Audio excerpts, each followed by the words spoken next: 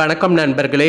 அதிரடியான சூரிய கிரகணமானது வரப்போதுங்க. அதனுடைய கிரகண பாதிப்புகள் விளைவுகளை பற்றி தான் இந்த வீடியோவில் பார்க்க போகிறோம். Welcome back day today channel நண்பர்களே.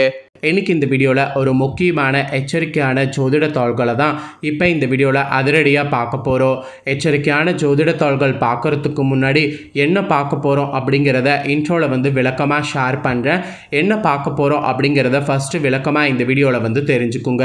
அதுக்கப்புறம் மற்றதை நாம் அதிரடியாக இந்த வீடியோவில் பார்க்கலாம்.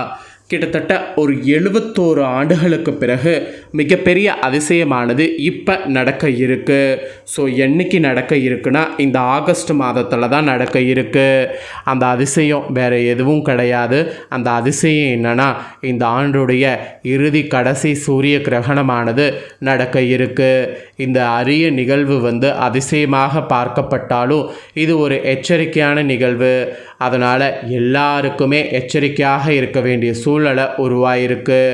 அதில் ரிஷபராசிக்காரங்களுக்கு என்ன மாதிரி எச்சரிக்கையாக இருக்கணும் அப்படிங்கிற முக்கிய தாள்களை தான் இந்த வீடியோவில் ஷேர் பண்ண போகிறேன். அப்போ இது ரிஷபராசிக்காரங்களுக்கான வீடியோவான்னு கேட்டிங்கன்னா அஃப்கோர்ஸ் இது ரிஷபராசிக்காரங்களுக்கான வீடியோ தான். ரிஷபராசிக்காரங்க இந்த வீடியோவை ஃபுல்லாக பாருங்கள். உங்களுக்கு என்ன எச்சரிக்கை அப்படிங்கிறத தெரிஞ்சுக்குங்க. அதற்கேற்ப நடந்து பயன் பெறுங்க.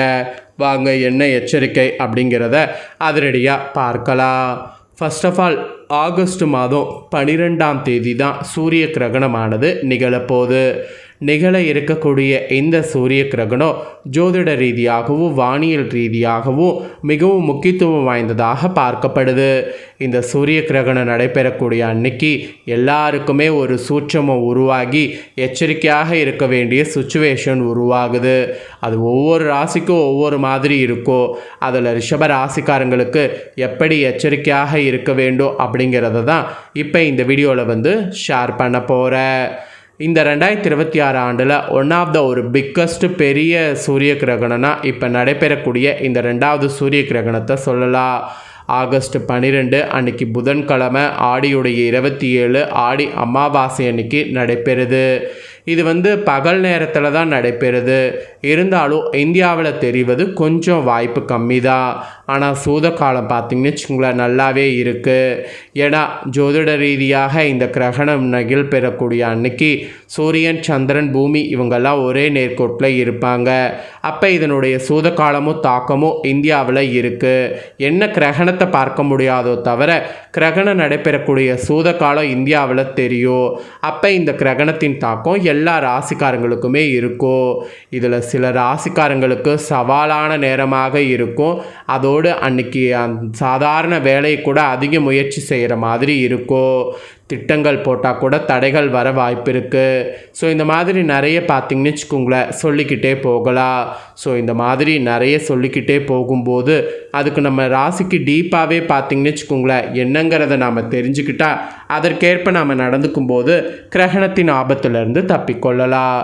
அதே போல் இந்த நடைபெறக்கூடிய சூரிய கிரகணம் தீராத கஷ்டங்கள் கொடுக்கறதுக்கும் வாய்ப்பு இருக்குது.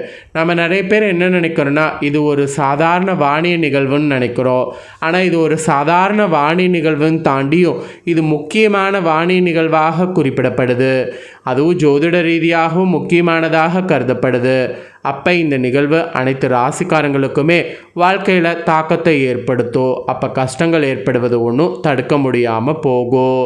அதனால தான் உங்கள் ராசிக்கு கஷ்டங்கள் எப்படி இருக்கும், அதை நீங்கள் எப்படி ஓவர் கம் பண்ணி வரணும் அப்படிங்கிறத எல்லாமே இந்த வீடியோவில் உங்களுக்கு சொல்கிறேன். ஸோ இப்போ உங்களுக்கு எப்படி ஓவர் கம் பண்ணி வரணும் அப்படிங்கிற விவரத்தை தெரிஞ்சுக்குங்க. ஸோ இது மட்டும் இல்லாமல் இந்த கிரகணத்தில் சூதக்காலம் ஏற்படுதில்ல, அதிலிருந்து தப்பிக்கணும்னா சில குறிப்பிட்ட பரிகாரங்கள் உங்கள் ராசிக்கு நீங்கள் செய்ய வேண்டும். அந்த பரிகாரம் செய்ய உங்களுக்குள்ள ஆட்டோமேட்டிக்காக பார்த்திங்கன்னு வச்சுங்களேன் அந்த சூரிய கிரகணத்துடைய தாக்கமானது குறையும். ஸோ சூரிய கிரகணத்துடைய தாக்கம் குறைய என்ன பரிகாரங்கள் செய்யணும் அப்படிங்கிறதையும் உங்களுக்கு சொல்ல போகிறேன். ஸோ என்ன பரிகாரம் செய்யணும் அப்படிங்கிறதையும் இந்த வீடியோவில் தெரிஞ்சுக்குங்க. முதல்ல இந்த கிரகணம் நடைபெறதுனுடைய சிறப்பு பலன்களை பார்த்துடலாம். அதாவது இந்த கிரகணம் உங்கள் ராசிக்கு அதிர்ஷ்டமாக ஆபத்தா அப்படிங்கிறத பார்க்கலாம். அதுக்கப்புறமேட்டு உங்களுக்கான பலனை அதிரடியாக இந்த வீடியோவில் பார்க்கலாம். அதாவது பரிகாரத்தை பார்க்கலாம்.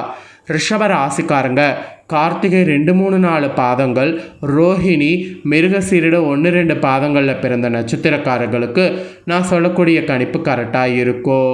ஃபஸ்ட்டு இந்த கிரகணத்தின் போது உங்களுக்கு கிரகநிலை எப்படி அமைஞ்சிருக்குங்கிறத சொல்லிடுறேன். அதை முதல்ல இந்த வீடியோவில் தெரிஞ்சுக்குங்க. தனவாக்கு குடும்பஸ்தானத்தில் புதன், குரு, சுக்கிரன், தைரிய வீரியஸ்தானத்தில் சூரியன், சுகஸ்தானத்தில் கேது, பஞ்சம பூர்வ புண்ணியஸ்தானத்தில் சந்திரன், செவ்வாய், தொழில் ஸ்தானத்தில் சனி, ராகு, இந்த மாதிரி கிரகநிலைகள் உங்களுக்கு அமைஞ்சிருக்கு. ஸோ இப்படி அமைஞ்ச கிரகநிலைகளோட அடிப்படையில் தான் உங்களுக்கு பலன்களே குறிப்பிடப்படுது. ஸோ என்ன பலன்கள் அப்படிங்கிறத இப்போ நான் உங்களுக்கு விவரமாக ஷேர் பண்ணுறேன். ஸோ என்ன பலன்கள் அப்படிங்கிறத விவரமாக இந்த வீடியோவில் தெரிஞ்சுக்குங்க. அதாவது இந்த சூரிய கிரகணத்தின் போது நல்ல யோகமான பலன்களை பெறப்போகிற மாதிரி கிரகநிலைகள் உங்களுக்கு அமைஞ்சிருக்கு. கூடவே பணவரவும் அதிகரிக்கும். மனதில் ஏதாவது ஒரு கவலை உண்டாகும். சொத்துக்கள் சம்மந்தமான காரிய அனுகூலங்கள்லாம் உங்களுக்கு ஏற்படும்.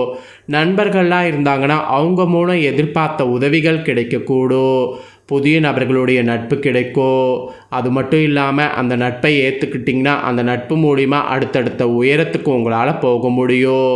அப்புறம் தொழில் வியாபாரம் தொடர்பான விஷயங்கள் சாதகமாக நடக்கும். அப்படி சாதகமாக நடக்கும்போது அந்த வாய்ப்பை பயன்படுத்தி முன்னேறுவது நல்லது. அந்த வாய்ப்பை பயன்படுத்தலைன்னு வச்சுக்கோங்களேன், கண்டிப்பாக நஷ்டம் உங்களுக்கு தான். உத்தியோகத்தில் இருக்கிறவங்க மட்டும் கவனமாக செயல்படுங்க. யார் நல்லவங்க யார் கெட்டவங்க அப்படிங்கிறத எல்லாமே நல்லா பாருங்கள். ஸோ பார்க்காமலாம் செயல்படாதீங்க. மீறி அப்படி செயல்பட்டிங்கன்னா அது உங்களுக்கே ஆபத்தில் போய் முடியும். அதனால் அந்த மாதிரி செயல்படாதீங்க. இதிலலாம் ரொம்ப கேர்ஃபுல்லாக இருக்கணும் அப்படிங்கிறது உங்கள் ரிஷப ராசிக்காரங்களுக்கு எச்சரிக்கையாகவே குறிப்பிடப்படுது. அப்புறமேட்டு குடும்பத்தில் உங்களுக்கு பார்த்தீங்கன்னு வச்சுக்கோங்களேன், நிறைய பிரச்சனைகள் இருந்ததுன்னா அந்த பிரச்சனைகள் ஒவ்வொன்றாக நீங்கும். அதோடு கணவன் மனைவிக்கிடையே உறவுகள்லாம் பார்த்தீங்கன்னு வச்சுக்கோங்களேன் பலப்படும். பிள்ளைகள்லாம் இருந்தாங்கன்னா மகிழ்ச்சி அடைவதற்கு தேவையானவற்றை செய்யணும். அப்படி செய்திங்கன்னா நல்லா சந்தோஷமாக இருப்பாங்க. பெண்களுக்கு கூட காரிய அனுகூலமானது இந்த கிரகணத்தின் போது உண்டாகும். அதனால் காரியத்தை புதுசாக நீங்கள் செய்யலாம். கலைத்துறையில் இருக்கிறவங்களுக்கு கூட வீண் அலைச்சல் இருக்கும். அதனால் கலைத்துறையில் இருக்கிறவங்க ரொம்ப கவனமாக செயல்பட வேண்டும். அப்புறம் அரசியல் துறையில் இருக்கிறவங்களுக்கு தேவையற்ற அலைச்சலை இந்த கிரகணத்தின் போது குறைத்து கொள்வது நல்லது. நீங்கள் என்ன பண்ணாலும் இப்போதைக்கு உங்களுடைய காரியம் எதுவும் சக்ஸஸ் ஆகாது. அதனால் தேவையற்ற அலைச்சலை குறைத்து கொள்ளுங்கள். அதுக்கப்புறம் மாணவர்கள் கூட வீண் அலைச்சல்கள் ஏற்படலாம். நீங்கள் பாடங்கள்லாம் கவனம் செலுத்துவது குறையக்கூடும். எல்லாத்துக்கும் மேலே நன்கு படிப்பது நல்லது. பெற்றோர் ஆதரவு பெருகும். வெளிநாடு சம்பந்தமான படிப்புகளுக்கு உரிய முயற்சிகளை மேற்கொண்டிங்கன்னா நல்லது. ஸோ உங்கள் ராசிக்கு இதெல்லாம் தாங்க பலன்கள். இதற்கேற்ப கிரகணத்தின் போது நடந்து பயன் பெறுங்க. என்ன நண்பர்களே, கிரகணத்துடைய தாக்கம் விளைவுகள் அதனால் உங்களோட ராசிக்கு என்ன நடக்குங்கிறத இந்த வீடியோவில் உங்கள் ராசிக்கு தெரிஞ்சுக்கிட்டிங்களா? இதற்கேற்ப ரிஷப ராசிக்காரங்க பலன் பெறுங்க. இதை உங்கள் ஃப்ரெண்ட்ஸ் ஃபேமிலிக்கும் லைக் பண்ணி ஷேர் பண்ணுங்கள். அவங்களும் உங்களோட ராசியாக இருந்தால் இதை தெரிஞ்சு கவனமாக இருக்கட்டும். இதே போல் புதிய இம்பார்ட்டண்டான தகவல்கள் வரும். அதை எல்லாமே நீங்கள் உடனுக்குடனே உங்கள் ராசிக்கு தெரிஞ்சுக்கணுன்னா சேனலை சப்ஸ்கிரைப் பண்ணல, ஃபஸ்ட் டைம் பார்க்குறீங்கன்னா சப்ஸ்கிரைப் பண்ணி பெல் பண்ண ப்ரெஸ் பண்ணி சப்போர்ட் பண்ணுங்கள்.